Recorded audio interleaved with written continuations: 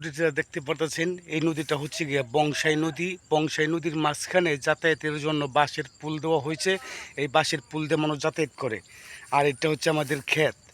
এই দেখতেছেন ক্ষেত, ধান পাইকে গেছে। খুব হইলে আর 10-12 দিনের ভিতরে ধান কাটা লাগবে। এখন কামলার দাম 400 টাকা রোজ। আর যখন ধান কাটা লাগবো তখন কামলার দাম হয়ে যায় ভাই 1000-1200 টাকার রোজ। এখন আমরা কি করব? এখন যদি ধান কাটা লাগতো তাহলে আমরা 400 টাকা রোজে কামলা পাইতাম, তখন আর 1200 টাকা রোজ লাগতো না। আর কিছুদিন পরেই কামলার দাম বাড়বো, ধানও পাকবো ভাই, 1000 টাকা রোজ কামলার দাম। নদীটা দেখতে পারতেছেন, এই নদীটা হচ্ছে গিয়ে বংশাই নদী। বংশাই নদীর মাঝখানে যাতায়াতের জন্য বাঁশের পুল দেওয়া হয়েছে। এই বাঁশের পুল দিয়ে মানুষ যাতায়াত করে। আর এটা হচ্ছে আমাদের ক্ষেত। এই দেখতেছেন ক্ষেত, ধান পাইকে গেছে।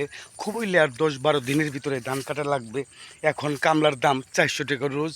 আর যখন ধান কাটা লাগবো তখন কামলার দাম হয়ে যায় ভাই 1000-1200 টাকার রোজ।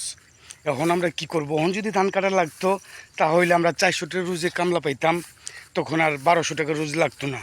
আর কিছুদিন পরেই কামলার দাম বাড়বো, ধানও পাকবো ভাই, 1000 টাকা রোজ কামলার দাম।